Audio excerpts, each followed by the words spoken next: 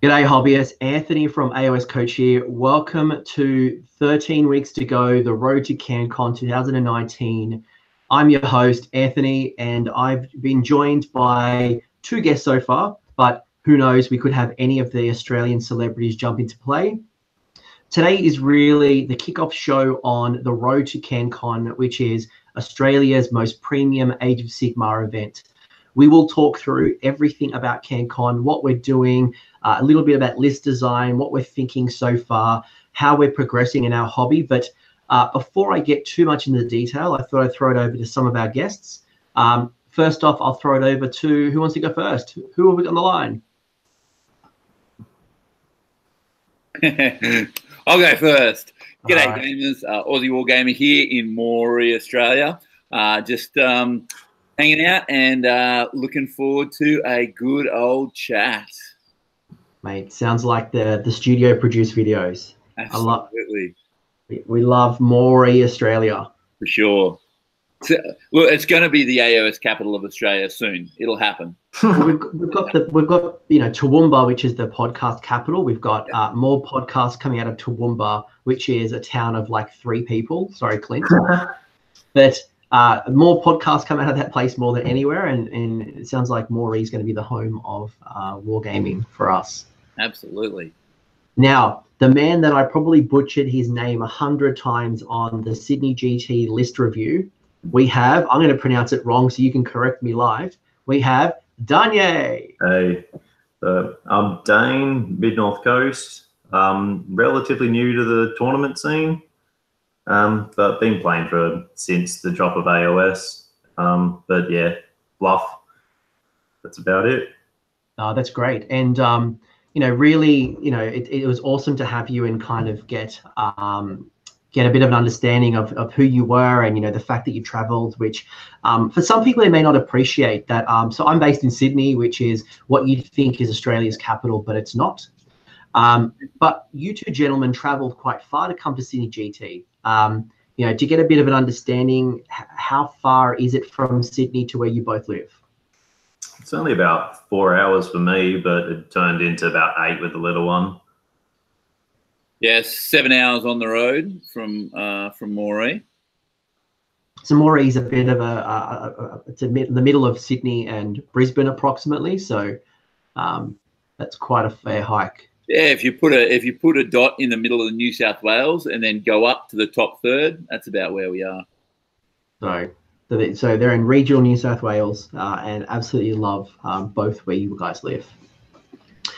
So we're going to probably hobby. We're going to chat a little bit. We're going to start talking, and I guess knowing that not everybody has come to CanCon, has experienced CanCon. I guess I throw it out to you guys. What is CanCon? Why did you get involved? Why did you buy a ticket? Is it your first CanCon? Let's do a quick.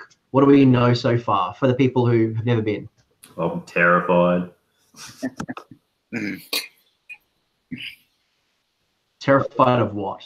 Of the name? Like all of it. It's just such a big scene. It's the only one that's really, other than the Brishammer and your Sydney event, that I've really heard a great deal of coverage about. And being relatively new to the tournament scene as well, it's just bloody intimidating.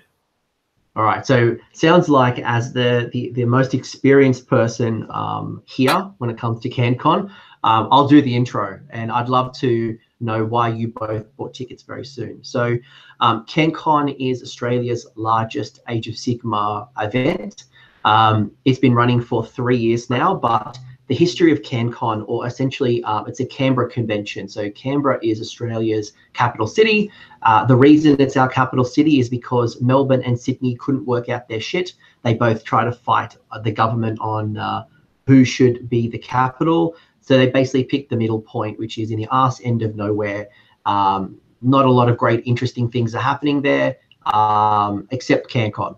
And then in the winter, there's WinterCon. It's also where our politicians live, but it's kind of nice they're not in the city. But we run this event over the Australia Day long weekend, which is our national celebration of Australia. That happens at the end of January. And this convention has been running for I believe this year is its 40th year. So long legacy. It's had a Warhammer Fantasy playing for a long time.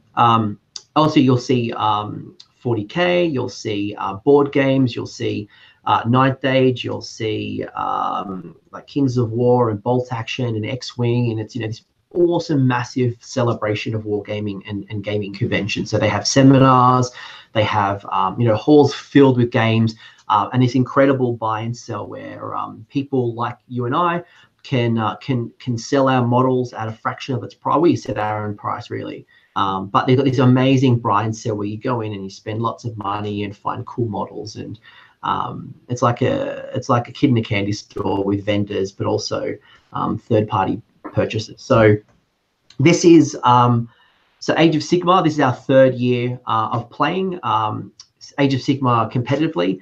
It is run by the one and only Clint Mallet from the Heralds of War, who has done an incredible job. In 2017, we started with 55 players approximately, then a couple have dropped out. So it was about, I think we ended about 48 played. Last year was year 2, and we grew to 110 players, got capped by the venue, which was outstanding, the biggest event in Australia.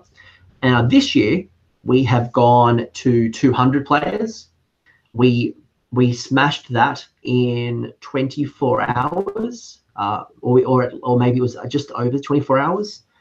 We then increased the ticket sales up to 220, and they exceeded pretty quickly too. So and there's still a waiting list as well.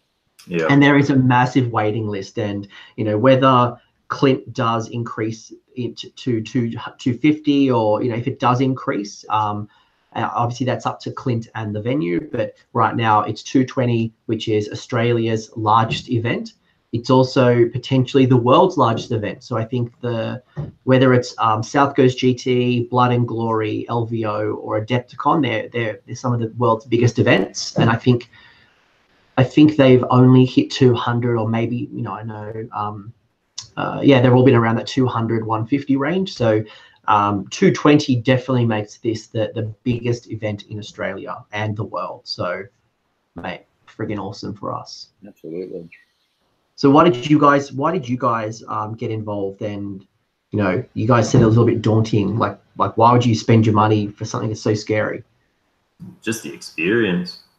So playing people who are seriously competitive, the environment itself, and just the good-natured people. Yeah, absolutely. So I think the Age of Sigmar community is, in Australia at least, is just a really open, friendly, fun community. I've been involved in a lot of other communities in the past, in and out of wargaming, and AOS community in Australia is just phenomenal. Everyone respects each other. You know, they may play to win, but they don't go out of their way to game the system or anything like that. And as a I guess relatively new content creator, why would I pass up the opportunity to hang out with people in the scene and also making content and that kind of stuff? Yeah, and there's lots of people that I spend time with. Is that sound coming from my end? Must be one of the natural birds. Let's assume it's one of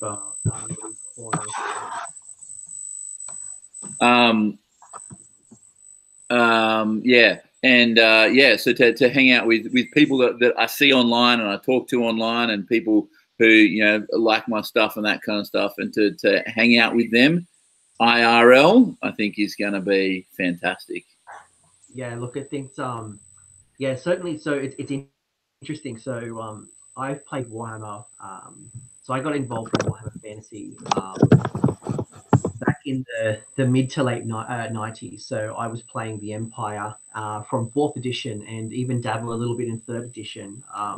And it's actually taken me up to CanCon. So CanCon, the very first CanCon Age of Sigmar event 2 years ago, was my very first tournament. Never played in a tournament, and I couldn't agree with you guys more. The community is absolutely incredible.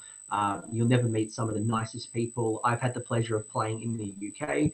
Next year I'll be playing over in America. I've played all over Australia, and it's pretty hard to find a douchebag in our scene. It's very hard. Absolutely. So it'll be nice too. So I'm going up with my family, so we'll spend the week before CanCon hanging around in Canberra, and my son, who's 8, is into tabletop war games, so he'll probably come down with me at least for the first day and roll some dice and be my hype man as well. So that'll be fun too. Which is something you did at BrizCon. Yeah, that's right. Your little dice rolling friend, and I believe I heard a lot of great feedback from people. Thought it was really cool to get your family involved. Yeah, absolutely. Everyone was really cool with it. So I was a little bit nervous to start off with when I went to BrizCon this year, which was my first tournament. Just because, like some people can be a little bit awkward around children or whatever. But no, everyone was super cool with it. They loved having him there. He was like a little mascot. It was great. That's grouse, man. I think it's quite a nice touch because it is a tournament. 100%. It is everyone's playing to win. How competitively they are is obviously up to them. Whether they are aspiring to play in the Masters, which is a series that's going to be happening. So Australia's, I guess, from a tournament scene, probably worthwhile sharing that. So our tournament scene starts in the 1st of November. So I guess any tournaments that have happened this weekend are our last. And we go into the Masters, and that is played, I believe, on the first weekend of December.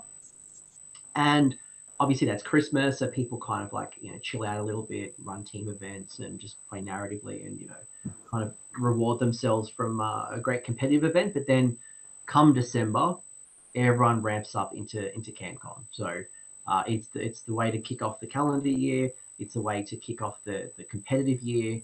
And it's just getting big.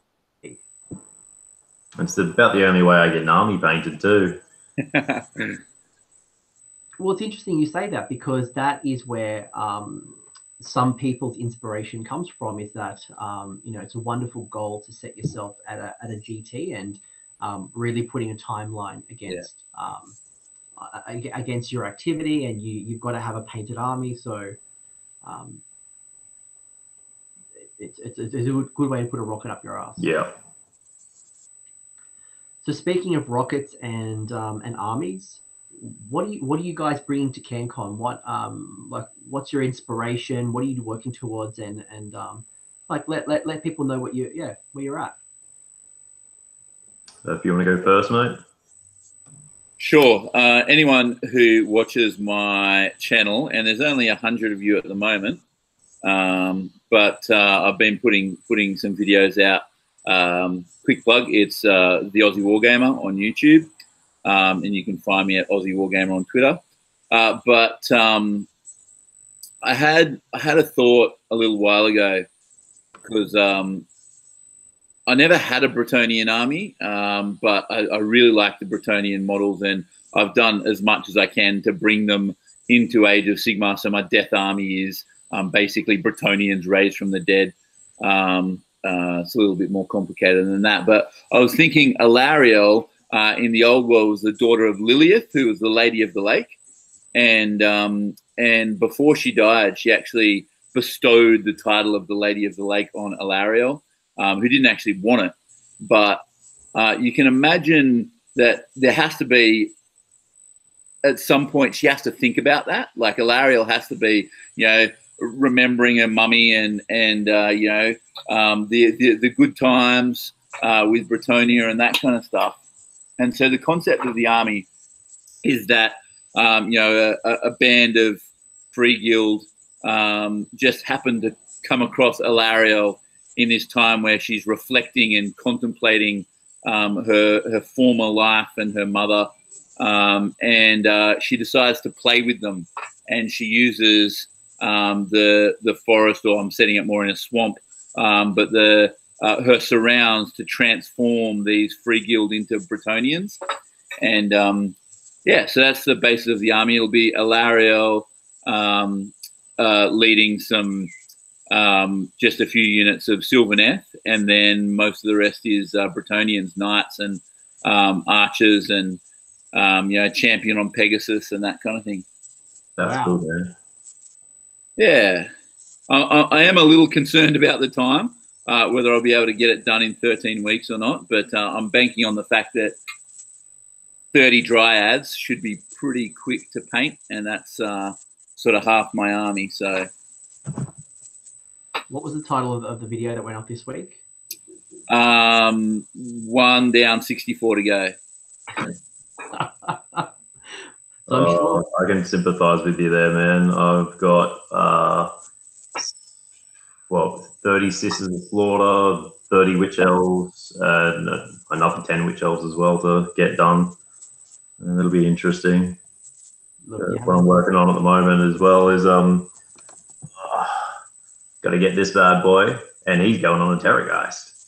So Slaughter Queen on Cauldron of Blood on Terrorgeist. Nice. All right. Whoa. So let's do the intro first. What are you playing and why? Like, don't whip out the big gun straight away. Just competing.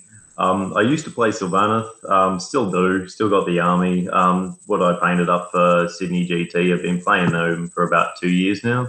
And as soon as the video dropped for Daughters of Cain, I was just, for lack of a better word, balls deep, man. I was so excited. So the Harpies and stuff, they're just my heartfelt love. Not a huge fan of the snakes, but yeah, Harpies all the way. My narrative element in this aspect is kind of Terrorgeist originally, when they're alive, from the realm of Ulgu, and then they die, Nagash takes over them and all that jazz. So my story is Marathi's getting really cranky at Nagash ever since the Necroquake.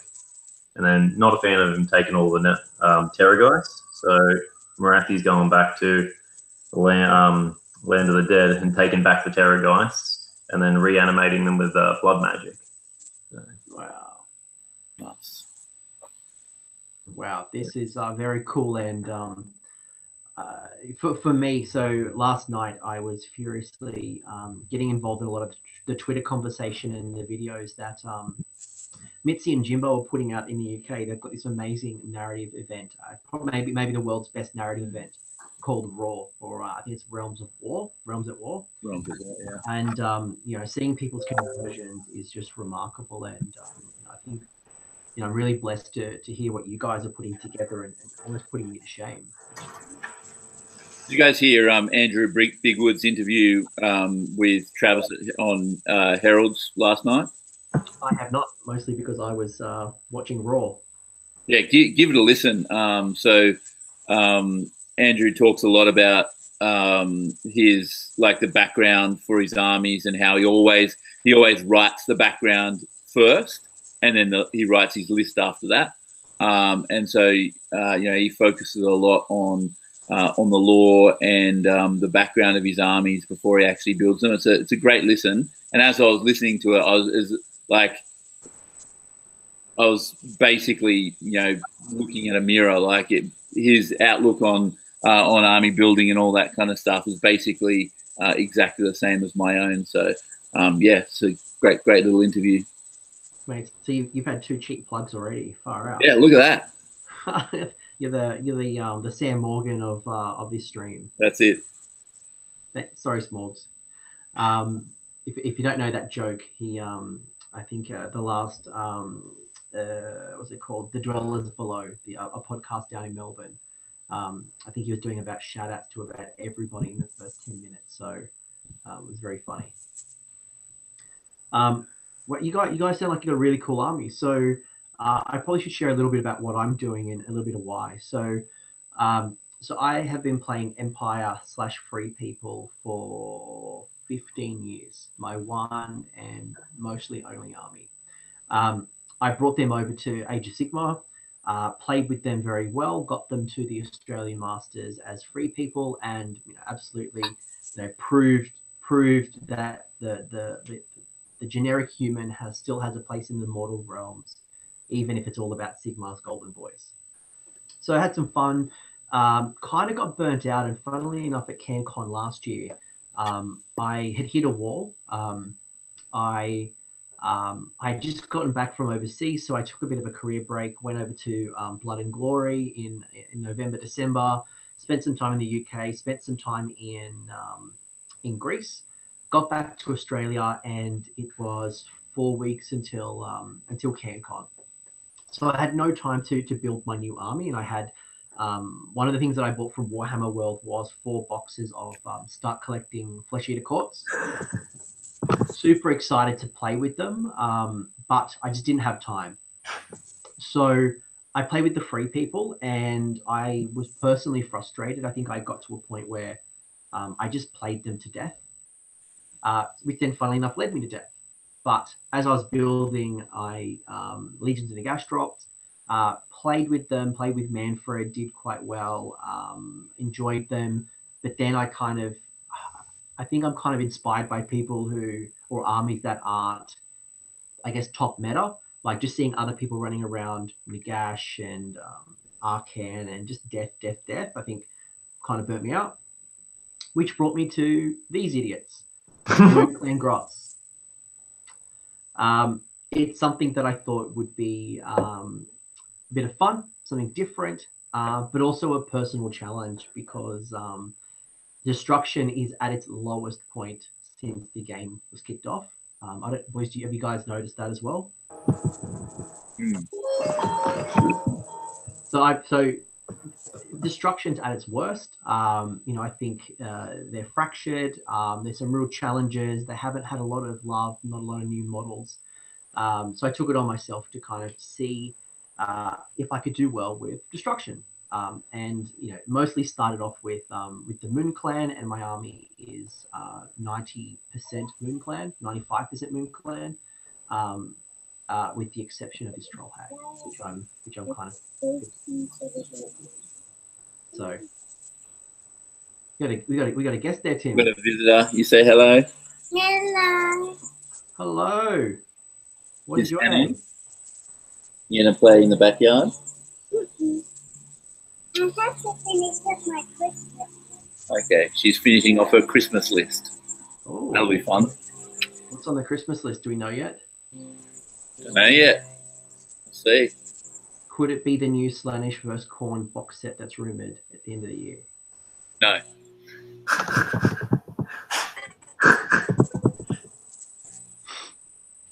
That's a definite no? Hard no. That's a hard no, that one. No. Does she play? Is she a player, a painter? She loves the idea, but whenever she starts playing, she gets bored really quickly. So yeah, she always wants to play at the start, and so I play a lot of Shadespire with Josh, and so Warhammer Underworlds, and so we set up, and she's like, I want to play, so we set up the third board and that kind of stuff, and then after the first turn, she loses interest and have to drop a board, but that's all right. She'll get there. In time. Yeah. No, that's really cool. Yeah, it's very cool, actually. Oh, you'll be right. You will be right. So I'm running Moon Clan. I'm going to be building out a bunch of grots. What really drew me to the Moon Clan is squigs. Running around building squigs. Got some big squigs in the backdrop over there. And overall, just let's see what we can do. So might be a good time to kind of let's talk a little bit about list design and are you guys just being led by the narrative? Are you thinking about particular ways to build your army? Have you tested your armies? Where are you at? You want to take it again? Sure. So I don't even own all my army yet. I still need to grab a Sylvaneth Start Collecting box, and then I'll have everything. But in terms of list design, very, very much narrative. Really the only gamey thing I've done is instead of running Bretonnian Peasant Bowmen, I'm running them as Free Guild Archers to get the battle line, but also for the same points, they're like a bazillion times better. Bretonnian's just so overcosted. I think everything in that compendium is at least 20 points overcosted. But that's okay. That's okay. So yeah, it's just entirely narrative. Look, I love playing Warhammer, and I love playing Warhammer at tournaments, but at the end of the day, I'm just not very good at it. And so, you know, I want to take something that, one, I'm going to have fun putting together. I'm going to have fun painting. I'm going to have fun creating. But more importantly, I'm going to have fun playing.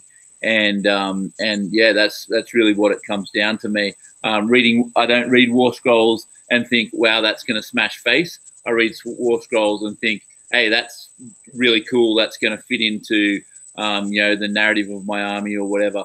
That squeak is really annoying. I don't know where it's coming from.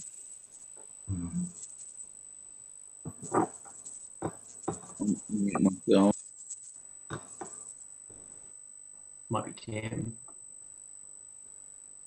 Is that any better? Tim's muted, and I can't hear any squeaking now. Yeah, he's the squeaker. Tim's a Well, squeaker. I'll take this one for now and give him a moment to sort his stuff out. Tim, you're on mute. Oh, he'll be back, I guess. He'll be back. The Aussie Wargamer, back with a meat pint of beer. My inspiration, I guess, for I am going to be doing a fair bit of the narrative aspect, but at the end of the day, we all go there to win. So, and I'm trying to get better, and you don't get better by, well, I suppose you do get better by taking draft units, but I'm meticulous in reading War Scrolls and everything, but we'll see how we go. At the moment, I'm planning on bringing 10 Doomfires and 10 Heart Renders and a whole bunch of other stuff. So you can't really call Daughters of Cain 2 narrative in the end. Well, you can, but there's a certain build that is more narrative. So I won't be bringing Hagnar. Hagnar can just bugger off. But no, I'll be bringing either Drachy Ganeth or Calibron, depending on how I feel. So I really want to run the thermal cloak on my Cauldron of Blood, because it's going to give them, you know, the 10-inch move and fly. But yeah, Drachy Ganeth as well with 10 Doomfires looks really sexy.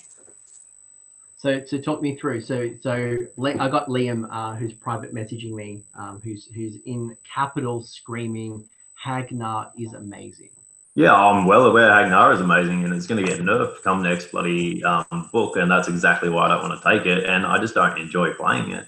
So it can easily be abused, and I just don't agree with that.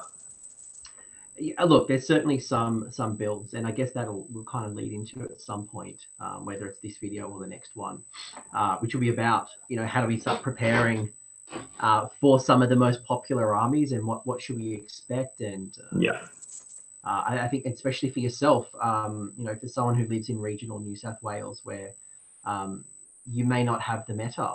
Actually, you know, that kind of leads us into like Sydney GT. Like, how did you find being at a larger event, and, you know, what did you notice from going a local event to like a bigger one? Like, did you notice anything that was?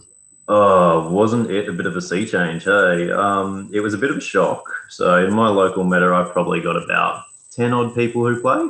So we've got a fair few decent players. I'm not gonna put them down by any means, but there's definitely not the same competition there was in the Sydney GT, and that was, yeah, just head spinning. I left the tournament just being like, okay then. So yeah, training up, pretty much playing 2 games a week when I can, and yeah, the difference was just astounding. The competition here in Australia, from what I've experienced, not that I've got any reference, but it was just ridiculous. We got Tim back. Yeah, Tim's dropped off.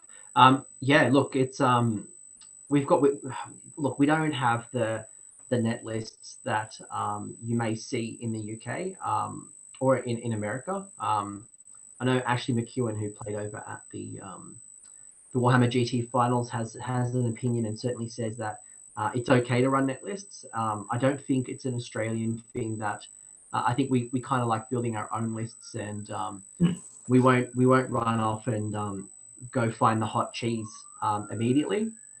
Not to say that we don't have that, but it's definitely not a driving force for our armies. Liam's asked me, what is your list? He wants to know about your list build. So what's Okay, well, I've got a couple. the current? Bloody hell. So the Calebron is revolving around Shackles, 5 Doomfire, Cauldron of Blood, obviously, the Slaughter Queen. We got 30 Sisters, 30 Witch Elves, 10 Witch Elves.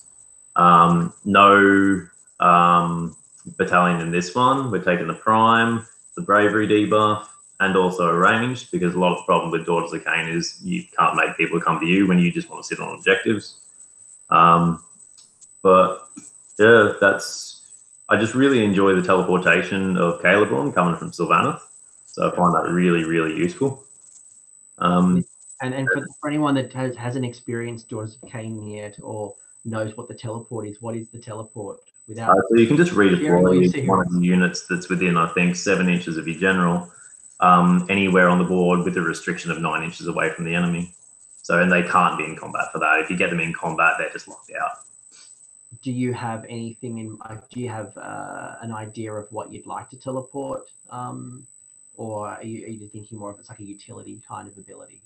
Coming from Sylvaneth again, I really like having a toolbox army. I like having bits and pieces. So I've got the Bloodrack Medusa again. Everyone takes the Bloodrack. She's just gorgeous. At the moment, kind of thinking about bringing a Tidecaster. So, because I'm gonna have some Geminids as well. Who doesn't have Geminids? And then just have the double sack and -2 for the debuff. Yeah, I really enjoy the combat aspect of Daughters of Cain, but I feel like it's all too many eggs in one basket sometimes. Yeah, look, and it's probably why you see a lot of witch elf builds. They go hard, and you go. Yeah. You know, I watched Chuck Moore on the stream, the Warhammer TV stream, and I think he had 60, and I think a lot of commentary was like, that's not enough. Yeah. They're at the end of the day, it's your game. Like, play what you want to play. I do enjoy the Witch Elves and their aesthetic, but I'm harpies all day. So when I can get my hands on some Crypt Flyer wings and stuff, I'm just going to put wings on everything. So my Doomfire are going to have wings, my Slaughter Queen, everything. Jeez. They look quite nice with your Terrorgeist narrative too. Yeah. So I'm hoping to get that one out there before anyone steals it. Well, you've just told the internet. Yeah. Sorry, not sorry. No. I was here first. Have you played any games yet with it? Oh, absolutely. So yeah, I've been playing a couple games a week when I can. I've got my regular mate who plays Zeech. As being up in Port, I don't have much variation between opponents, but definitely practicing when I can. It's interesting having all the restrictions of the buffs and everything. It's a very tactical game with Daughters of Cain, although people would argue that point, and I'd point you to the Warhammer Weekly recent video on Daughters of Cain. Yeah. But yeah, it's an interesting army to play. Very intricate, and it can just, if you forget to do one thing, you're screwed. Is that any better, guys, or are you still getting that sound? Hey, I can hear it. Is there a bird? Is that a native bird that's singing its beautiful summer song? No, it's like a squeak. I don't know where it's coming from. I just assumed it was a bird. Maybe if you want to.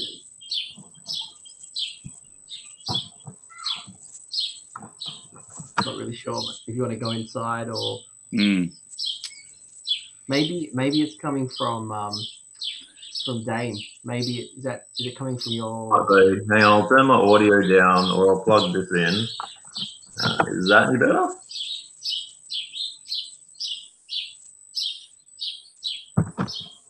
Still going. I'm not really. Is that any better at all? No, it's all good. I'll leave and I'll be back in a minute. All right, we'll see what's going on. Something's happening.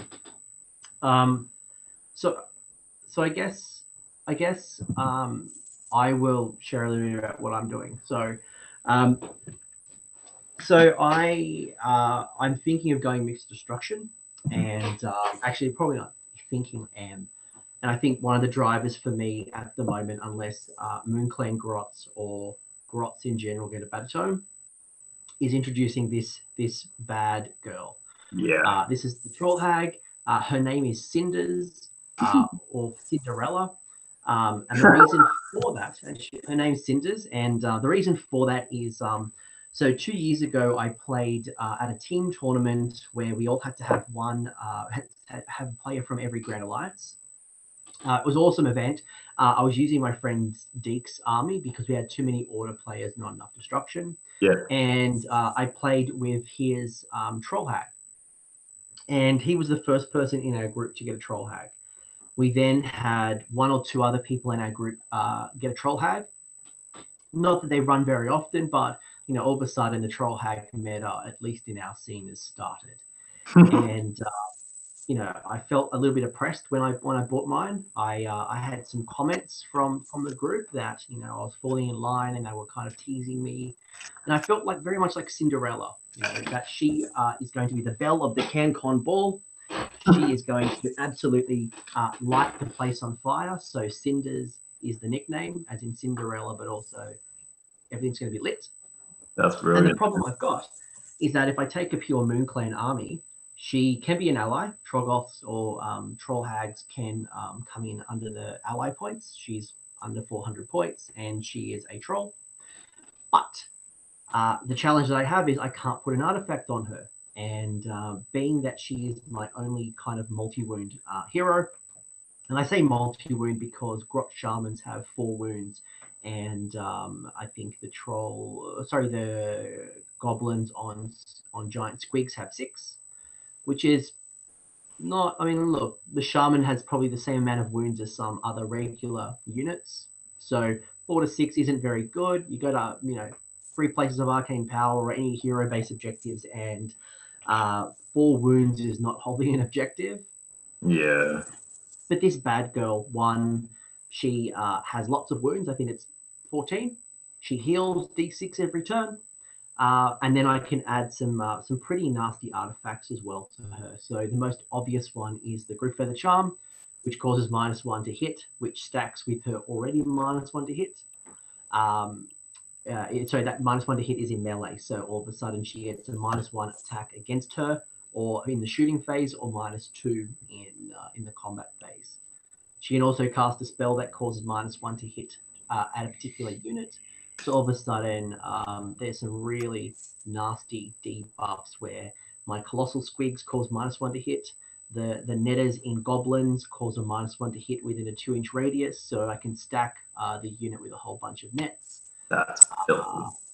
Yeah, I feel like I've got another -1 somewhere. But either way, I'm gonna, when I play well, I could be doing -1 to -3 in the average combat. Not bad. So that's the theme. What am I going to run so far? This is for you, Dad Hammer. Dad Hammer challenged me on a Warhammer Weekly chat once. I've accepted the grudge. So my first round is already predetermined. It is Scourge Privateers being run by Luke Dad Hammer down in SA. Love you, brother. Against my Grots. So what am I going to run? At the moment, we're going with the Troll Hag. Artifact is to be determined. Not going to get Feather Charm necessarily. I'm going to kind of test some things out. I'm going to run a Fungoid Cave Shaman, and I'm also going to run a regular Shaman. And the reason I'm going to do a Fungoid is that he has a nice command ability that will stack well with my Mangler Squig. So I'll be able to retreat and charge at the same time, which is great. I'll have a unit of 20 goblins, 40 goblins, as well as 2 colossal squigs and a mangler squig. So that should hit me just under 2,000. I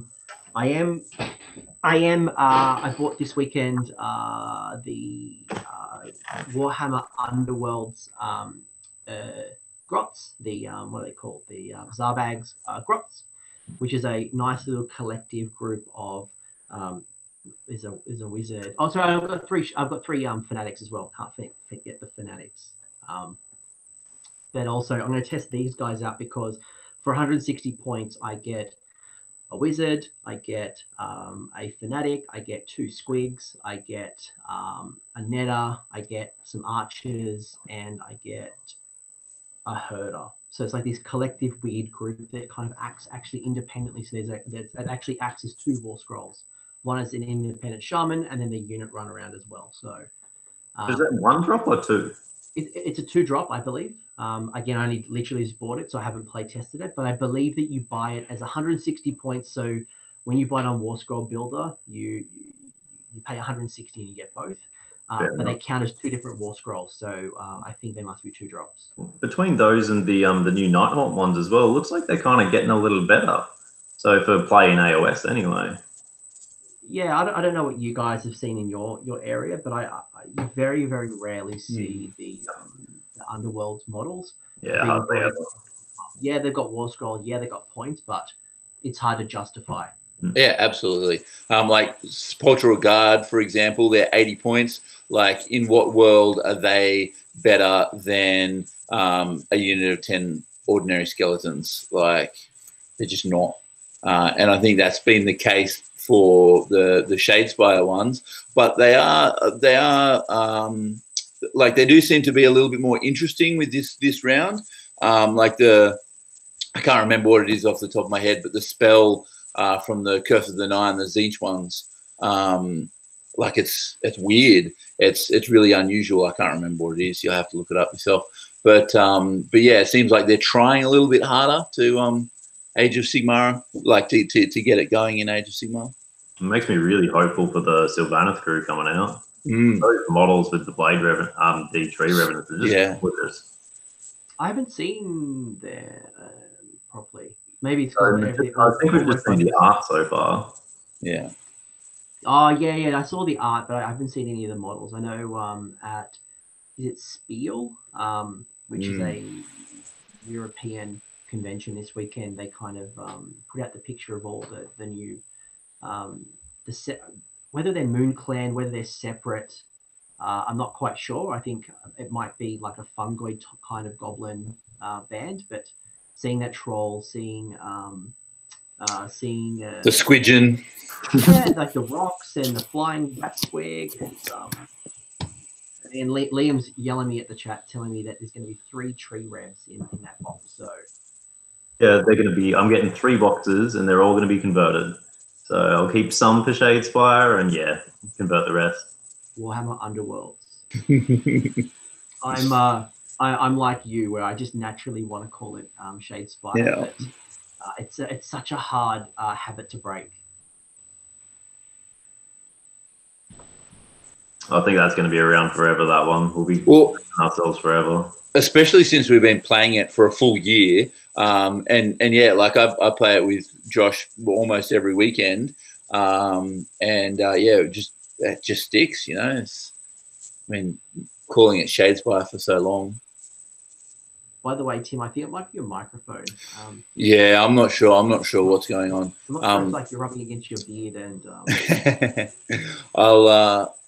I'll invest in a decent microphone at some point, but yeah, if it's going to be too much of an issue, I'm happy to leave the chat. I'll see. We'll see how it goes. Like, it seems okay sometimes, but then sometimes when you're really talking, yeah, I don't know, a bit of a crackle. Yeah, interesting. So, well, how are you guys starting to approach CanCon? So, are you thinking about the meta when it comes to your lists as well, or your practice, or are you thinking just? I know you're both kind of going with a story and you're going with a narrative. Is everything just pure narrative and just hoping for the best, or are you actually trying to design around, you know, Nighthaunt, Daughters of Cain, some of the more popular armies at the moment? Hoping for the best is how I play Age of Sigmar. I put my army on the table and hope for the best. That's how I approach the game in general. Yeah, I haven't put too much thought into who I'm going to play or anything like that. I know playing Michael from Doom and Darkness first up, and then So our grudge is for the most beautiful face on YouTube for Age of Sigmar. Whoever wins that game can claim that title. Is there like a medal? Is there a prize? I feel like there needs to be something. Yeah, we might need to work something out. But yeah, no, I hopefully we'll be able to get in a few practice games before the tournament and just see how they work. There's a few little synergies that I think might catch people by surprise because no one has ever played Bretonians in Age of Sigmar. But there's really not much that it can actually do. Like my army list is not particularly subtle. I think the plan is to sort of have Valerial bring on a Tree Lord first turn and get them into combat as the first wave, hold some objectives with some Dryads, and just hope for the best. Sounds like a potentially good plan. Has it worked for you yet? I haven't played it yet, so we'll see how we go. It's always the challenge, right? When you got Theory Hammer, where you're like, oh, is it going to work this way and then this way? Like when I was running with my death, I took cogs and I took so I was playing Legion of Night. So Manfred's got an ambush and I can put 3 units into ambush, and I'd ambush my Morghast Harbingers, and they charge 3d6. You're gonna be outside of 9. Happy days. I'd throw down cogs, get +2 to the charge, and I'll never forget the time that I played Adam Burt, winner of CanCon this year, playing him at Sydney Slaughter, and I failed that 6-inch or 7-inch charge, and I think I may have even been close to a leader, and I tried to re-roll, and I still failed it. So Theory Hammer doesn't always work. Yeah, at the end of the day, it is a dice game, unfortunately. Unless you're a Zinch player. Heath. I've been playing Zinch in Path to Glory, and Destiny Night Dice. It's a great mechanic, but it still can be a little bit tricky. And whether you burn your dice early to make some good moves or hold on to them and see what happens. It's fun, but there's still a little thought needing to go into it. Absolutely. So let's talk games played. Have you guys? I know some people are playing once, twice a week. What have you guys learned so far? What have you been playing? Tell me more about your experience leading into CanCon. So our club meets on a Tuesday night, and usually get at least one game of AOS. We've been doing Path to Glory at the moment. I've been playing Zinch there. So probably none of that is going to be really helpful at all when it comes to CanCon. But we're having a good time, and we'll probably continue to do that until I get this army ready to be on the table and test it out. Yeah, and I'm similar. I don't have a great deal of variation between opponents, and when I do get a chance to play between the kid, it's mostly for fun. So it's just kind of learning my own army and stuff.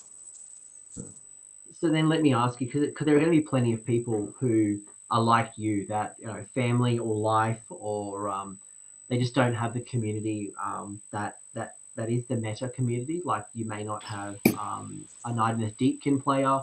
I know there's not many of them around at the moment. I know Stephen Jury in Sydney plays them quite well, but I think even he's kind of looking at running a different army. So, how do you prepare for the Fire Slayers or the Daughters of Cain, or some of these armies that you probably can expect at a large GT, but who may not be in your community? So, what are you guys doing? Well, I have played Legions of Nagash, and I've played Grand Host and Legion of Blood, and so I think I know how those armies work. I know how Nagash works. I don't necessarily think I've got anything in my list that can deal with him, but I've definitely got stuff that can hold him up. And I've got speed. I've got a little bit of speed as well, so I can play the objective game there. But similar to Dayne, we've got Legions of Nagash, we've got Seraphon, we've got Gutbusters, we've got Mixed Order, which is just like I've got a guy who is very much into Tolkien fantasy, so he's got elves and dwarves and everything mishmashed into an army together, and so battle reports, watching Doors of Cain, obviously the big one at the moment. Watching Doom's battle reports and that kind of thing. But I think you're asking the wrong person there, because I'm not gonna worry about that too much. I'll just worry about what I'm doing and then face what other people bring when I get there. I think that's a very valid point. Is that there's over 700 war scrolls currently out there, and probably more, probably closer to 800 now. There's new armies, right?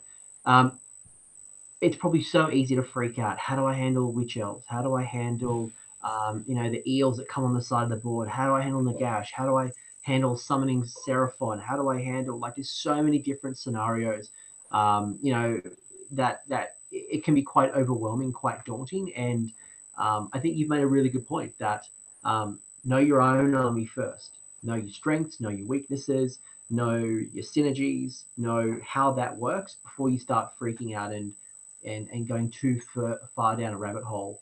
And with 200 people as well, you really can't prepare for all events. There's going to be so many different people playing so many different things.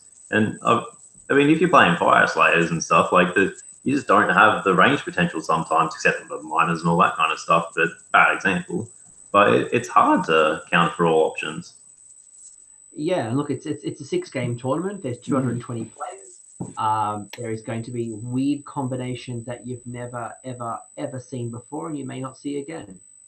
There's some interesting ones. I know Liam last year, he ran a Sylvaneth list that was called Ironbark, I believe, which is a combination of Dwarf and Sylvaneth. Yeah, I used to run that with 30 Volkite. Well, he did it with KO, and he specifically had, I believe it was if I remember correctly, an Ironclad, maybe? I don't know, but the whole idea that you can, using slingshotting against Durthu, and there were some really cool combos, but that's one of a bazillion war scrolls that are out there. But how do you prepare for that, or why would you prepare for that when the likelihood is quite low? Yeah. Before I ask you, Dayne, Tim, battle reports. You mentioned battle reports. Any particular battle reports that you want to give a shout out to, or maybe has been valuable to you? So you mentioned Michael from Doom of Darkness has been putting out some excellent battle reports. Yeah. So I think, his are the best that I've seen. A lot of people will say, we'll talk about how mini wargaming just don't know the rules to Age of Sigmar at all, and I think that's true. I don't really watch those guys very much. I really like Ash from Guerrilla Games, Guerrilla Gaming, something like that. He does 5 battle reports a week. I think Age of Sigmar is on Tuesday or something. I can't remember. But he does some good stuff as well. But what I like about Michael, other than he's an Australian and a competitive Australian, and one who knows the Australian scene. He doesn't just tell you what happens in the game. He talks about strategy. He talks about tactics and breaks things down like that. So I find that quite helpful. Yeah, it took the words out of my mouth. Yes. What were the words out other than Michael is awesome? Battle reports, though. Michael's big lover of the Gutbusters, so if you love Gutbusters, he's got the Gutbuster meta, but he definitely has some very interesting battle reports and good opponents as well. Yeah. So having that competitive scene and to practice with is just so important, honestly. So how are you doing it? So you mentioned battle reports. Is there any particular battle reports that you're listening to? I used to be a big fan of the mini wargaming as an introduction. It's not bad if you're looking for just basic stuff like how far a unit can move, just basic familiarity with units. It's all right. I mean, they get a lot of crap wrong in terms of islands and all that kind of jazz, but again, Michael, he's just the bee's knees. So, but most of my time, because I'm doing stuff, whether it be working or looking after the kid, goes into podcasts. So when I don't have to look at something, so just put it on in the background and just listen to people raving about the rules and stuff. Any podcasts you want to give a shout out to? We'll throw a shout out to the Double Shauno. So over in New Zealand, and Notorious Hammer. They've been really good recently, doing reviews of their tournament scene and everything. So. Okay. Tim, do you listen to any podcasts or any other? Yeah. Love Heralds, obviously. Been getting back into Dwellers since they've been back on. They'd be the two in terms of Australian podcasts. I really like, because I'm more, I guess, hobby focused. I really like Pro Painted. They're fantastic to listen to. And the Two Ps podcast as well are right up there as a favorite of mine. Yeah, look, I think we are very blessed with the level of podcasts that are out there. I think when I look at my podcast list, and you look at the Face Hammers, which are very competitive focused. Dan from AOS Shorts recently had Ben Savers, I believe it was, on his podcast talking about Daughters of Cain. So hot right now. Yeah, they're so hot right now. And I remember watching, I was watching Angel Core. So there was a tournament over in the UK called Angel Core. I think it was a month ago, maybe less. And I think it was Ben. Ben was playing Jimbo from the Mitzi and Jimbo show on Game 5, and they had some pretty crazy realm rules. They acknowledged that it was pretty crazy, and I remember I think Ben had kind of in the first 20 minutes is like, this game's over, I'm done. Like he was getting a bit upset. Might be a nice way of putting it. But ended up winning the game, and I think that just shows you that when you know your army really well, when things go to shit. Or things don't go your way, the capabilities of your army, that you can, what you can do, and what's your best chance of getting out of a situation. So like, let me look what else is on my podcast list. Like, I've got so many podcasts that I listen to, and I don't know if you guys do this, but I certainly listen to all my podcasts on 1.5 speed. Yeah, absolutely. Podcasts, audiobooks, even YouTube videos, I watch it at 1.5. So a couple of podcasts that I listen to that might help you if you're preparing, or even the drive down. I know Paul Grixty and I, when we drove down 2 years ago, we just put on a bunch of podcasts, and pretty crazy. So Heralds of War definitely was up there. The Honest Wargamer, excellent content is coming out there. Very tactically minded and has super interesting guests. Our Dan Say from the Sydney crew jumps on occasionally, which is great. You guys said earlier, NZ Notorious Hammer has been quite good. I was listening to the other day, funnily enough, Moorhammer, MOAR. They had a 2-parter on the Warhammer World GT Finals, and had Gary Percival talking through content, which was super interesting to hear from those competitive guys. So Ken Hammer's always putting good stuff out. And even the Failed Charge, when they focus on Age of Sigmar content, and they're a bit of a mixed bag where they talk 40k and Sigmar, but it's quite interesting to hear people's own perspectives and different ways of looking at the world. So, and obviously Dwellers are Below. They're in an interesting transition coming over from Warhammer Fantasy to Sigmar, and I think they're still learning the ropes and what's changed and what's different. But don't underestimate the old school guys. Charles Black is a Warhammer player, a very successful Warhammer Fantasy player who came back at Sydney GT and then top 10'd it. So, don't underestimate the old Warhammer Fantasy guys. They've got a lot to offer, but it is a different game too. But always interesting. I always find the different content providers. what else are you guys listening to, or how else are you guys preparing? Because, you know, as you guys have said, 220 players, big event, biggest event in the world. You know, you both come from small communities where you don't have exposure and experience to a lot of competitiveness. You know, Dayne, you said earlier, like you were surprised when you came to Sydney and just the level of competition.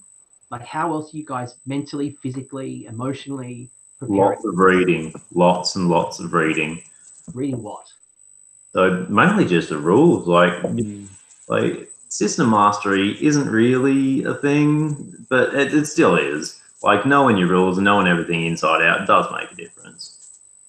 Are you talking your unit? You're talking your rules? Like, what are you talking about here? So just everything, man. System mastery entirely. So you just got to go through those rules and just really hammer them out. You've got to know your army. You've got to try and get a good idea of other people's armies. So yeah, and I mean, for me, like, because I won't have allegiance abilities, or aside from mixed order, which is just the battle shock one, and I won't have, you know, spell law or anything like that. Like, Sylvaneth works really well when you run them as Sylvaneth, and when you run them, you know, with their allegiance abilities and being able to put down wildwoods and all that kind of stuff. I don't have any of that. You know, Tomb Kings have been competitive, particularly when someone like Dan Brewer runs them, but I think Bretonians just aren't there. They're just not strong. So for me, it's looking through that, looking through the battle plan pack, looking through the realms, trying to figure out how I can supplement my list, how I can, you know, what extra things can I get in to you know, to add synergies that I might need, or to build things up. I haven't come across anything gold yet, but I'll keep digging and see what we can come up with. I think having realm rules is going to be really useful, and a lot of people have talked about it in podcasts and stuff in the past. But for armies that just don't have allegiance abilities and don't have access to spells, and that kind of thing, you know, I've played a bunch of games with, you know, in realms with the whole deal, with the realm rules, with you know, malign sorcery spells, and with everything, and it just adds so much more to the game. It's a lot more fun, and I can understand why it won't work or why it needs to be honed down and fine-tuned for competitive tournaments. But yeah, it's a lot of fun, and yeah, so I'm digging through that stuff at the moment to try and figure out what's going to work best. Just one more thing as well, for anyone who does happen to be new. One thing I stuffed up bloody majorly at Sydney GT: secondaries. Secondaries are so important now. Yeah, so probably, you know, for the people who haven't read the CanCon pack or haven't got exposure to it, so you've got 6 games. It's a 2,000 point tournament. There are going to be secondaries. So Sydney GT was quite a comprehensive secondary system that I had borrowed from NashCon. Thank you, guys. While CanCon is more of a traditional GT, so I don't want to say vanilla. I know Clint uses the word vanilla, but it is very little customization. It is just, you know, probably the most competitive that you'll see. And inside of that, there are secondary points that are worth enough. And I think even myself, CanCon this year, I wasn't focused on it too much. And I think I ended 28th, 27th with 3 people out of 110 players. But I know that if I think I only got 1 or 2 of my secondaries. And if I actually would have focused on going for secondaries, it probably would have pushed me into 20, or I think even slightly inside the top 20. So knowing the pack, knowing where you get your points from, and I'd almost even extend that to the, you know, all the other points available. You know, things like your painting rubrics. So CanCon has quite a comprehensive way of scoring painting points, and there are different ways of doing it, whether it's through a display board, whether it's through conversions and kit bashing, whether it's you can get additional points from, you know, OSL or there's so many different ways of getting extra points, but knowing where those points are. And what was interesting in Sydney GT was I put in a sneaky, Dane, I don't know if you noticed this, but I put in a sneaky 1 point for people who I missed it. Character. I missed it. And I think about 50% of people didn't actually put a name on the character. Yeah. And that was worth a point. That was worth a tournament point. And if you did, that actually may have changed the mix. So know where your points are coming from. Know your deadlines. If something needs to be submitted by a certain day to get early entry points, or if you're meant to bring 3 pieces of terrain and you don't bring 3 pieces of terrain, just make sure you know where the points are coming from to best position yourself both before the tournament and then at the tournament. Clint's running an award for best terrain as well, isn't he? Oh, I believe he did. I think. Yeah. That'll be cool. You have been going very. You've been doing very well actually with that. If you guys want to see what Tim's doing, you got plenty of pictures on Twitter, right? Yeah. Pretty much everything I do is up on Twitter. Yeah, the Aussie Wargamer. So some beautiful. Like, you want to explain a little bit about what you're doing? Yeah. So I wanted to sort of go with a swampy kind of vibe with my army, and so I thought I would test some stuff out with terrain, and we need more terrain for the club anyway. So I made 6 pieces of terrain in a this kind of swampy style. Did trees and all that kind of stuff. Put a fair bit of time and effort into it to get it looking nice, but also just to test different strategies, different plant combinations, and I want it to look wet and muddy. So what's the best way to do that? Is it through water texture, or is it through sprays or whatever? And so I built the terrain basically to test things for my army, and it ended up coming out really nice. It looks awesome. And have you seen his terrain? No. Mate, no, I'll have to check that one out. It's very good. It's very good. If anyone's going to win a terrain award right now, based on what I've seen, you're leading it. Are any of you guys thinking display boards? Are you thinking about? Not after traveling to Sydney GT. No, that was horrific. So display boards should just out the window. Like, they're gorgeous, but the feasibility of traveling with them with 2 mates in the car with all your stuff, bugger off. I completely agree with you, Dane. I took mine up to BrisCon and it absolutely sucked. Yeah. But I'm still going to do one. Because I think that my goal for CanCon is 1 win and a Coolest Army nomination. Yeah. And I think if I'm going for a Coolest Army nom, I'll need a display board. Yeah. I've got a really cool idea in mind too. So, actually, you guys have just reminded me. Bear with me a second. I'm going to show you what I grabbed that might be good for you travelers, because I'm thinking. So I'm going to Adepticon in March, and I'm thinking the same thing. How on earth do I transport a display board and kind of make my army look cool? I can't lug a big 2x2 board on an American flight. So let me show you something that I've got.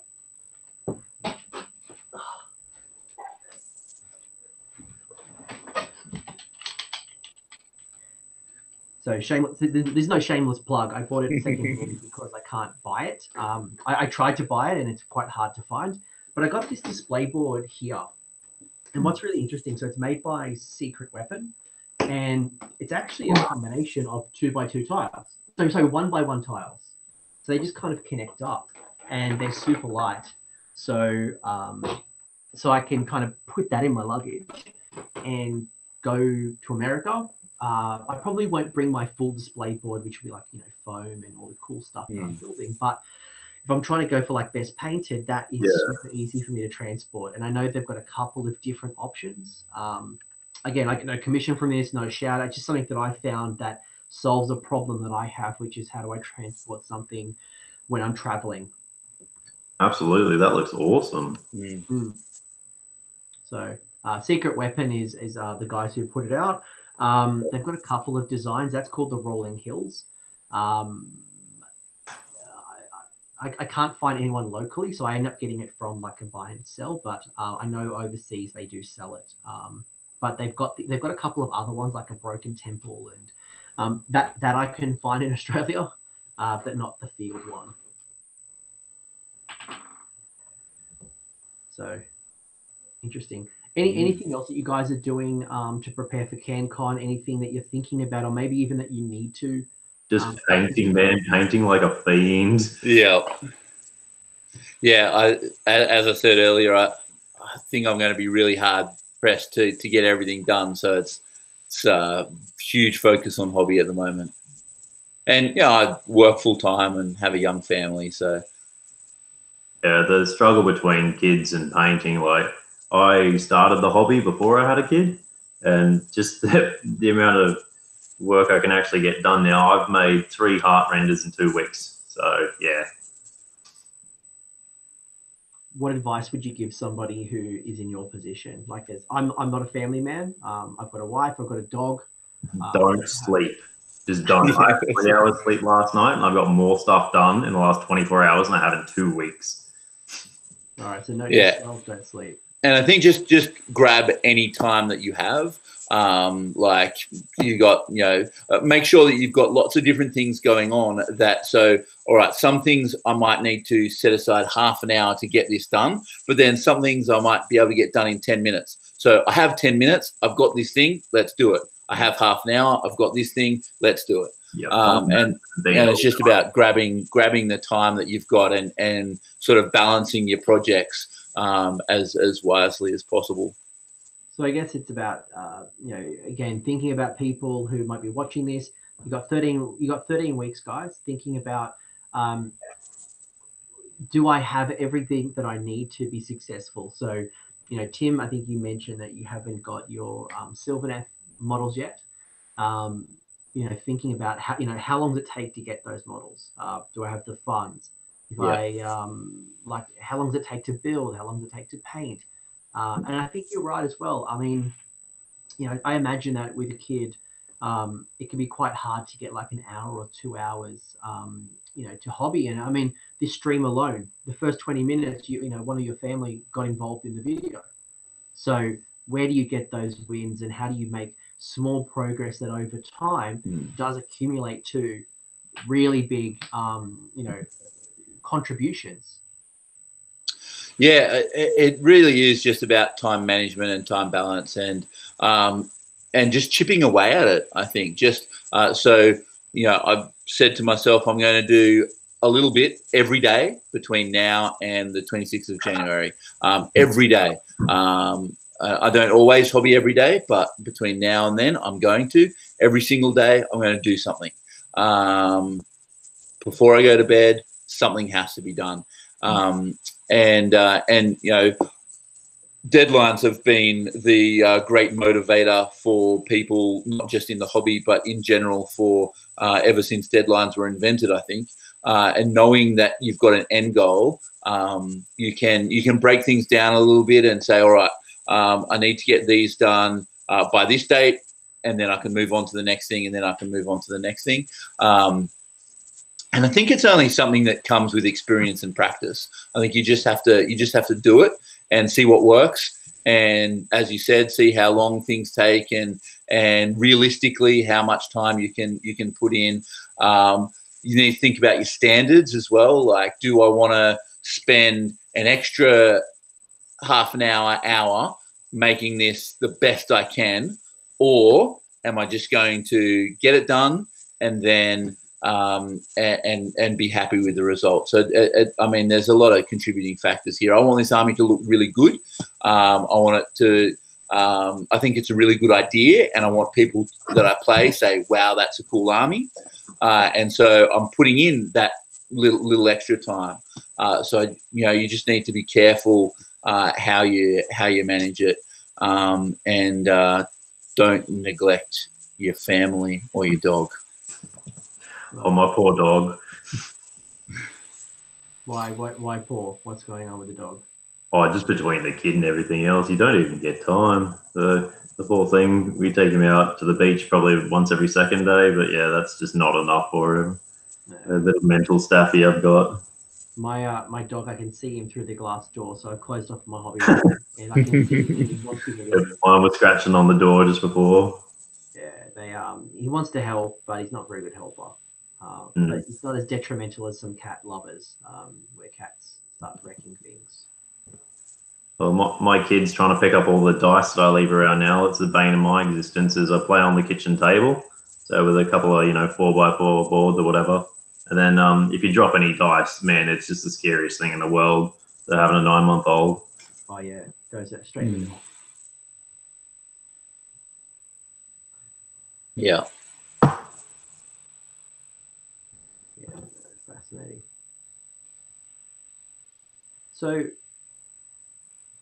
what do you guys have planned for the next month? Like, you guys said that you had goals, small wins, family, knocking things out. What are you guys committed to over the next couple of weeks for your hobby? So I want to get my unit of knights done probably by. I'd love to get them done by the end of the week, but I don't think that's realistic. Probably by next games night though, so not this Tuesday, but Tuesday after, I'll have those unit of knights done. But because I don't just have one thing that I'm doing, I tend to have like lots of different projects that I'm going on. I'm converting Alariel at the moment, so I want to have her completely built, and I'm building a Wardroth beetle, sort of a Wardroth beetle. Watch my video to get the full details, but I'm building that as well. So and I've also fully built and based my archers. So I'm going to get them primed and lay down some airbrushing on those, and all those things should be done within maybe the next 3 weeks. I think that'll put me on a good stead to get everything done. Yeah, if I just have everything primed in a month, I'll be happy. So maybe prime and a base coat, maybe a wash. I find that I'm a very, maybe this is from my free guild days, is that I'm a very like production line type trainer.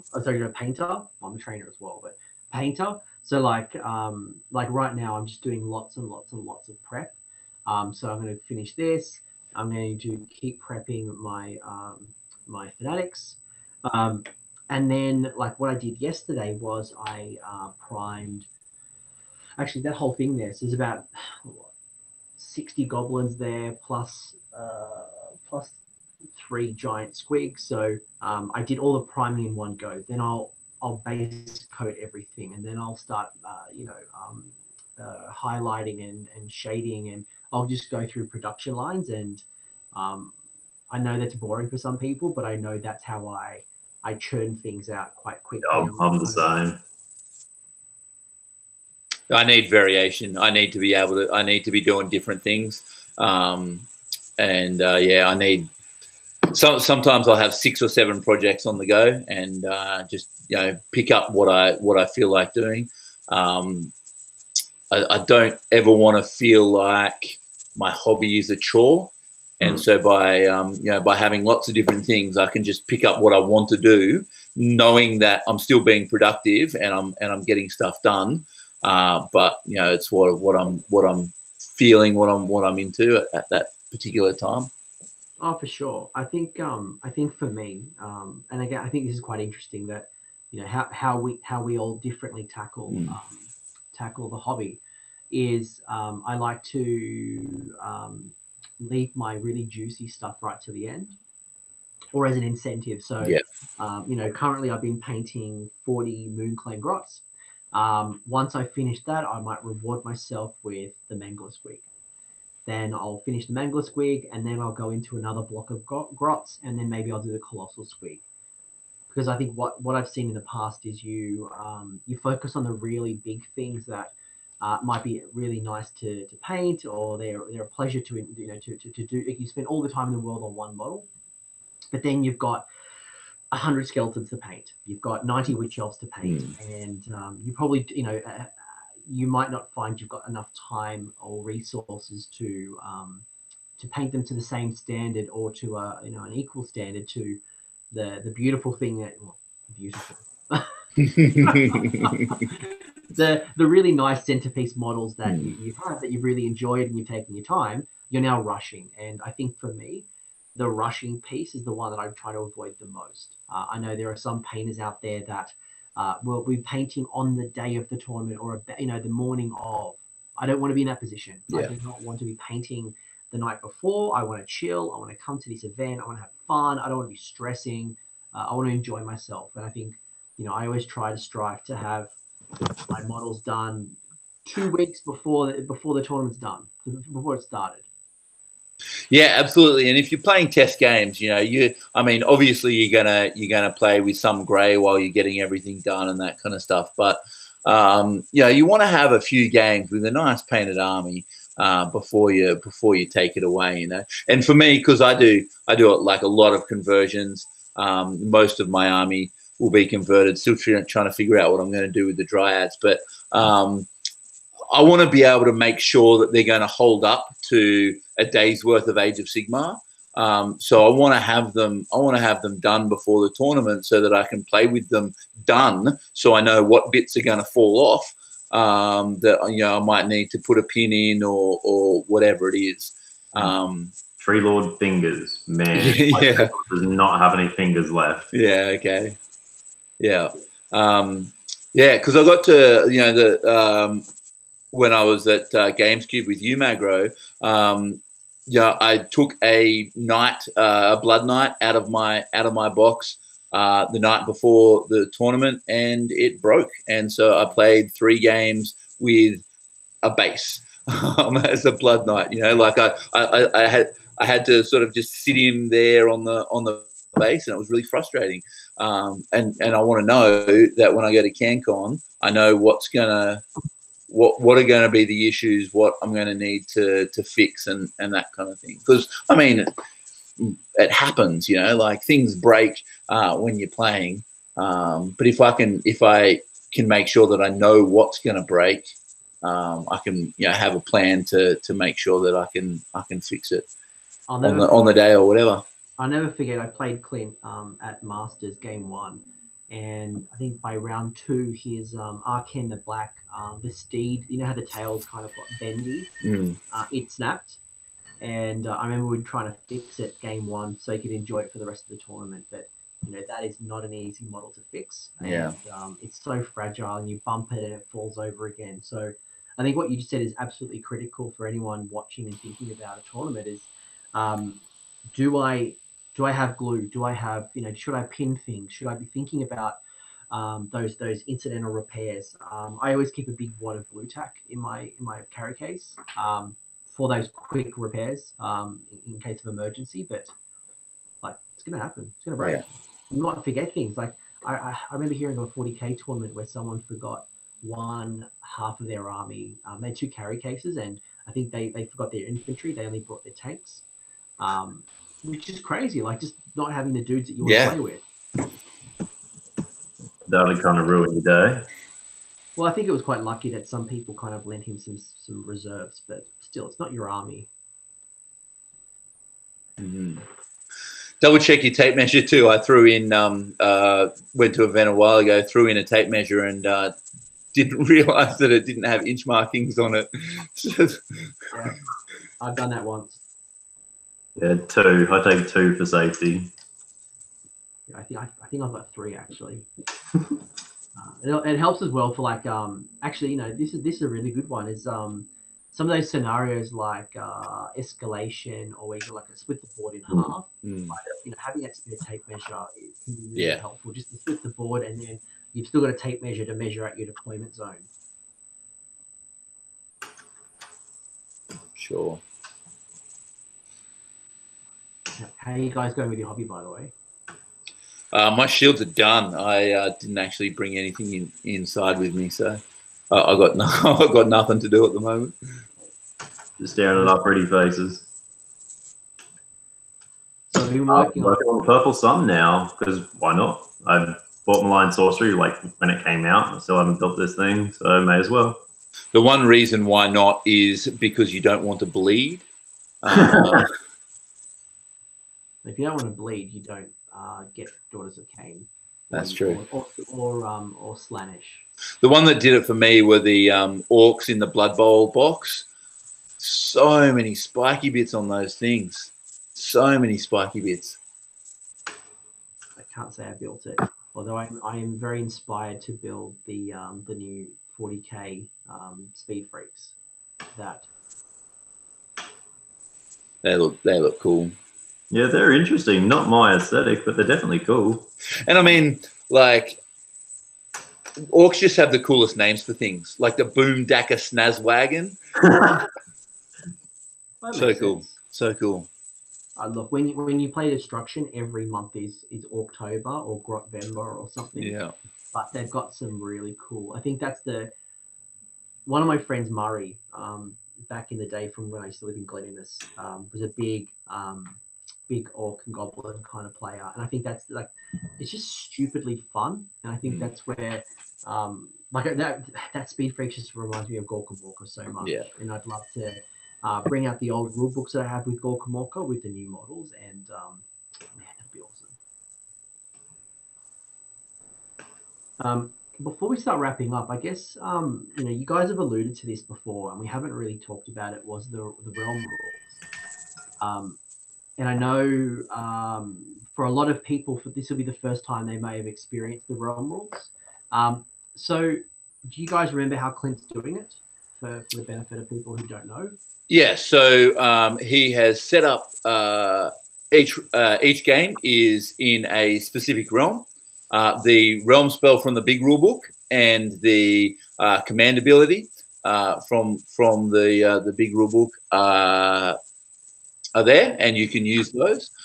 For Gur, there's no bring your own beast thing. He's gotten rid of that. And then there are 3 options for the realmscapes, which he will determine at the start of each round. So you can prepare to a certain degree, but there'll still be a little bit, like the realmscape will still be unknown until just before the game. How do you boys feel about this? It'll be a steep learning curve for me because I haven't really played with them much, but it'll be fun. Yeah, I love them, and I use them as much as I possibly can when we play, just because they're fun, and they create weird different scenarios, and I think it takes the competitive edge, I guess, away in my normal Tuesday night games. So it becomes less about who wins and more about telling the story and having fun. And I really like them for that reason. And so I definitely understand why Clint is being a little bit more conservative with them. I think it's great. Again, for me to have access to another spell is just so useful because at the moment I think I've got more casts. I know more. I've got more casts than spells I know. So being able to have a realm spell and a command ability, because the only command ability I have in my army is Alariel's, and hers is once per game. Right. So aside from the ones in the normal rules. So having access to another spell and another command ability is going to be really useful for me. So you're finding that because there is some debate online, and some people believe that they have a place. Some people think that it's really like a narrative type thing only. But you're saying that in an army without a battle tome, you're finding new opportunities and kind of supplements it quite well. Some of those people that have, like, you look at Legions of Nagash, they've got 12 spells and a whole bunch of artifacts that a lot of armies don't have. Yeah, absolutely. Yeah, and I mean the counterpoint to that, of course, is Legions of Nagash don't need an extra spell, and giving them an extra spell might not be the wisest idea. Oh, here, Nagash, you can cast even more spells. I don't know that that's necessarily fantastic, but yeah, I don't know. I just think it's fun. And at the end of the day, that's what it's all about, right? Like, you know, some people can pat themselves on the back and say, I'm a really good Warhammer player. But, you know, if you're playing the game because that's what you want to do, then, yeah, I don't know, get yourself another hobby. Seriously, I think if you're playing just solely to smash face, take up just self MMA, you know. Yeah, I don't know. I think they're fun, and I'll play them whenever I can, just because they add that extra dynamic to the game. Yeah, I do kind of subscribe to the Rob Symes view of, you know, competitive play isn't really the place for them. But when they're tailored and done like Clint's doing them, and like you did, Anthony, I'm not opposed to them at all. So you're quite open, because there are some people, I imagine, and I'm sure if we spoke to the 220 players, some people are like, yeah, bring it on, I'm happy to play all of them. Some people will be like, not really quite sure. Some people are concerned that it adds another layer of complexity. It's like, how do I remember my own rules, my opponent's rules? How do I remember War Scroll scenery or mysterious terrain? How do I remember the realm stuff? How do I remember like my secondary objective? There's just too much, and just comes down to experience, unfortunately. Yeah, and you're right. It does add an extra element, but the way that Clint is doing it, it adds an extra spell, an extra command ability, and a realmscape feature per game. 3 things. And Realm of Life, I can't remember if this was one of the ones he chose, but one of the Realm of Life realmscape features which I played with on Tuesday was pick a model and they get an extra wound, and that's it. So you just have to remember at the start of the game this person has an extra wound. So it does to a degree add a level of complexity, but it's really not that much extra, you know. Like it's really not going to. I mean, it might for some people, I guess, but for me, it really doesn't break the break the rules bank, so to speak. Like you just do it. So look, I agree with you guys. I think I don't think that the rules are too abrupt. I don't think there's any game-changing rules that have happened that are going to make you go from a loss to a win or a win to a loss. But they're nice little subtle additions. So I guess, you know, my parting comment before we start kind of wrapping this up, and, you know, what's the advice that we can give people who may have never used the realm rules, who are concerned about this additional level of complexity? Like, how are you guys tackling it? Practice. Yeah. Practice. Would you practice it in the order that Clint's practicing? So would you, because one of the things that Clint's done for CanCon is he's said already, you know, game 1 is, and this is something that's very unique for the Americans. So the Americans, this might surprise you that over in America, a lot of the tournaments, they will announce the scenario like 15, 20 minutes before the game starts. So, and I think when I'm going to Adepticon, randomly every round they'll draw from one of the 18. So I won't know how to build an army list to play in that tournament. So I've got to be really well rounded for all 18. But for Clint, and in Australia, what we often do is we will announce the 5 or 6 scenarios that you'll play at the event.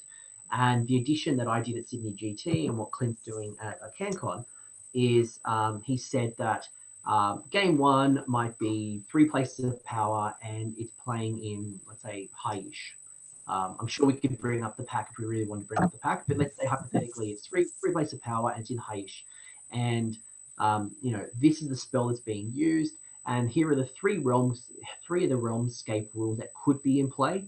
I will announce which one will actually be the one in use before the game starts. So I've got a rough idea of what it's going to be, but I don't actually know how to tailor and tweak my list to maximize, because it could just be one of 3. Well, at the end of the day, he's kind of doing his own thing in that regard, so that it takes away from meta lists. Like it brings it back to the player and their skill.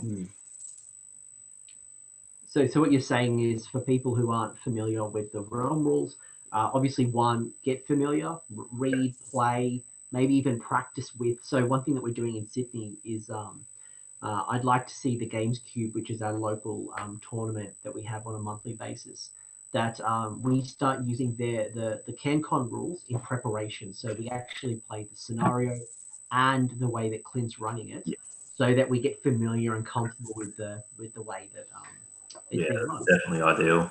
No point practicing a scenario that is different to CanCon. Well, there is, but if you're practicing for an event, you want to practice in real life. Yeah. Anything else you guys are doing? You're practicing, you're reading. Are you looking at synergies for your army with the Realmscape rules, or not really? I am, because I need to. I don't have a huge amount built into my army. I agonized and agonized and agonized over that list, just because it doesn't do much. But ultimately, you know, it's what I want to run and what I think I'll have the most fun playing. And so just trying to pick out as much as I can to build onto a list that is it's okay, but it's not competitive by any stretch of the imagination. So and the other thing I've been doing is reading through Clint's pack and thinking about the scenarios in the realms. Like, I would love thematically, game 4 is Gyran, it's knife to the heart. I would love to win that one, because I think it would be really thematic for my army, like to be able to win one, I guess, on their home turf. And so I've been reading through that a lot and trying to figure out what I'll do. And obviously, you know, I can't know until I know who my opponent is and all that kind of stuff. But game 4, if I'm going to win any game, game 4, Gyran, knife to the heart. That's what I want. All right, so start of day 2. That is the one and only. So you're going to get plenty of time to read who your opponent's going to be and start. Yeah. That's the goal. Yeah. Well, fingers crossed we don't play each other. At least in game 4 anyway. Dayne, anything else you want to add before we start kind of wrapping things up? And not really, to be honest. I mean, we've covered quite a few of the bases already. But, yeah. I mean, it comes back down to getting familiar. So I guess, you know, we've got 13 weeks left. I keep saying it because I really want it to sink in for people, is that you've got 13 weeks left. You've got painting, you've got practice, you've got Christmas and the festive season. You've got list building. One thing that we were talking about before the stream kicked off is that there is a big risk that there's going to be new armies being introduced. You know, GW's already said that there's going to be the box set of Slaanesh and Khorne. So will there be new Khorne models? What will that do for Blades of Khorne armies? Will that mean there'll be more Blades of Khorne armies on the table? Will we see Slaanesh be reintroduced? Will people paint up and build a Slaanesh army in time? Or will there be a book? You know, will they do something with destruction? Will we get any, you know, there are armies that are rumored. You know, we were talking about the reintroduction of Gotrek and Felix, or specifically Gotrek. And there are rumors that Fireslayers might make a return with a new book. The world could change in the next 3 months. So, you know, what we know is reality today, that, you know, death armies are running around and there's lots of death and lots of Stormcast, may not be what's happening next year. It'll be new year, new army. Yeah, I think Toolbox Army is probably the best way to prepare. Just try and cover your bases. Have something to get rid of hordes. Have something that's got some really nice movement. Maybe have something that can deploy off the board if you've got the option. But yeah, you need heroes with artifacts. You need wizards. You need just a bit of a list.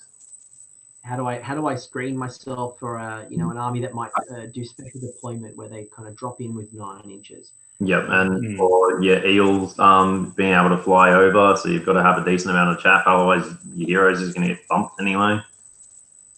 Yeah. There's a lot to consider, but it sounds like you boys at least are well prepared, or preparing. Get there. perfect planning doesn't always mean that a plan is well executed, but if you guys follow through, I'm sure. Yeah, I think it's definitely more about your skill as a player than medalists these days. Anyway, with this many options, you just can't prepare for everything. Yeah. You have to respond. And there's luck of the draw as well. You know, I think if Adam from CanCon, who won CanCon this year, was on the stream. I know he's got some family commitments at the moment, but I'm sure. So in the next episode, so we'd like to do this at least every fortnight, and there's plenty of other people who want to jump involved. But I know, you know, if we asked Adam, you know, about his run, I'm sure that he would also agree that, you know, part of it is luck. Like you're getting the right matchups at the right time, you know, the right dice rolls. You know, the best lists in the world don't always win, and that's because things can go against you. Yeah, absolutely. So back to it, at the end of the day, it is just a dice game. So just have fun. Like, take something you enjoy so that if you are losing, who cares? Yeah, for sure. And you're only losing if you're not enjoying yourself. Yep, that's it. So be nice, be friendly. So just have a good time. That's what it's all about at the end of the day. Any parting words, Tim? None from me. Enough. You've had enough plugs anyway. That's it. That's it. Well, it's been good talking to you guys. You know, the next time we catch up, and whether you guys jump on the next one, or there's a whole lot of people who have said they want to get involved, and, you know, family and all this stuff. So maybe we'll change the time slot. Maybe we'll explore different days. But it'll be interesting to see how you progress, how your armies go. You know, what you guys have said to me today. Is that what you end up running, or, you know, have you discovered some new filth or some things that weren't quite working the way you initially planned? So I know I've got lots of testing. I know I'll be thinking about, can these guys, can my Shades or Underworld guys fit in? Or, you know, if my 2 Colossal Squigs are worth 600 points. I don't know. Pretty expensive. Actually, it's quite funny because Vince from Warhammer Weekly, I think his topic of the week this week is about the place of Forge World in an army. And ironically enough, I have a Troll Hag, 2 Colossal Squigs in my armies. That's what, 1,000. That's 1,000. That's just, it's 9. Is Squid Gobber Forge World as well? I do have a Squid Gobber, and he is from Forge World, but he's not in this list because he has no rend, and it drives me mental. But I've got a lot of Forge World. Thinking about responding to that, because definitely has a place at the moment. You can probably see up the back there, I've got a Carmine Dragon as well, another Forge World special. I love it. I love them, except their pricing, especially Australian pricing. Forge World. Our Seraphon player has a Dreadsaurian, and when we unbox it, I got a real kick out of it. Like, just how big that thing is. It was so fun. Yeah, I've never even seen one. Any of you guys tempted by the Corn Dragon? No. Stupid. I'll be honest. Hit it on the head with his rant. I am tempted. I must admit, I'd probably get one of my friends to bite for me as a birthday present. I wouldn't be buying it. Big birthday present. I wouldn't be buying it from Forge World Australia, is what I'm basically saying. But I think it's beautiful. I think it's interesting. I imagine it would be an absolute nightmare to transport to an event. A 30 wound model is very interesting that Alpha strikes in turn 2. Yeah. But yeah, it's. Isn't that a beta strike? Pardon? I said, isn't that a beta strike? I don't know. I don't know. Is that what it's called? The beta strike? I don't know. I'm just talking shit. I'm like, I don't actually know. I just know that it drops in turn 2, 9 inches away from you, and it will wreck your face.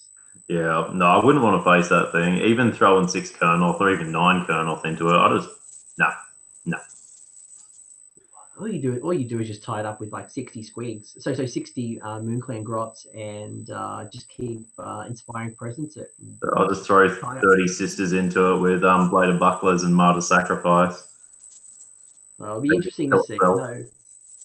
I know Ben Curry, the TO of Blood and Glory next weekend, has put a shout out to see if anyone brings it. They're going to get beers every round. Yeah. I'd like to see it, and I know Bud and Gory, I think, is going to be streamed on Warhammer TV, so it'll be interesting to see. Man, that thing's got like the square footage of a car. If you can get that painted by that time, props. That'd be an airbrush 3-color minimum. You wouldn't. You would just go bare minimum to scrape through. You'd never get it done in time unless you don't have a job. Even then, like it's a big task. Yeah, absolutely. All right, boys. Well, this has been absolute fun. I need to go to the gym and then go play Dungeons and Dragons. You know, I'm actually doing D&D tonight as well, funnily enough. Yeah, what are you playing? So I'm just a paladin tonight. So not any good, but just fun. And I'm a halfling with dexterity 20 with a crossbow, who is an absolute lethal weapon because I stacked him to the 9. I'm just a what do you call it, paladin that's it's called Steve. So you can tell how much D&D I've played. So I'm just starting. That's amazing, Tim. I'm sure one day we'll get you into D&D. It's with Chris Walker Bush and McElroy and all the crew. So Oh, that'd be great. it's old school, yeah. So we play online with there's an online tool called Roll20. Okay, I've never heard of that. Yeah, so all my friends, a lot of my D&D friends are spread across like Asia and like my friend Dave's in London. So it allows us to play collaboratively. That's really cool, actually. Maps online, so we can all like move our tokens for combat, and you roll your dice online. So my DM knows I'm not cheating. But yeah, so like it's very cool. But I'm sure we'll get to a point where Sigmar can do stuff online and can play cool stuff. Yeah. I just love just a simple tool where you can just throw lists at each other. But I mean, that's a video game at the end of the day, isn't it? Yeah, I feel like we're going down that route. But at least we've got Warhammer Champions, the card game. So yeah. I'm enjoying that. Yeah, I haven't sunk any money into it yet. I'm still paying for bloody witch elves. Yeah, it'll take you a while. Guys, this has been an absolute pleasure. Thank you for the good chat. Tim seems to have dropped off, so I'm sure his mic was rustling again. Tim, thank you for all your insights. If you want to hear more of his voice, you want to catch Aussie Wargamer on YouTube. Dayne or Danye, where can people find you if they want to follow your progression on your team? So you said you're on Twitter? I'd best find this Twitter thing. Yeah, best to get on Twitter. But no, I'm not really one for posting my stuff. Haven't been so far because I just stare at other people's awesome stuff and feel really bad about mine. But no, I'll find a Twitter handle, and next time we meet up, I'll set you up with that. Sounds like a goal for the next catch up. All right. Well, thanks a bunch, mate.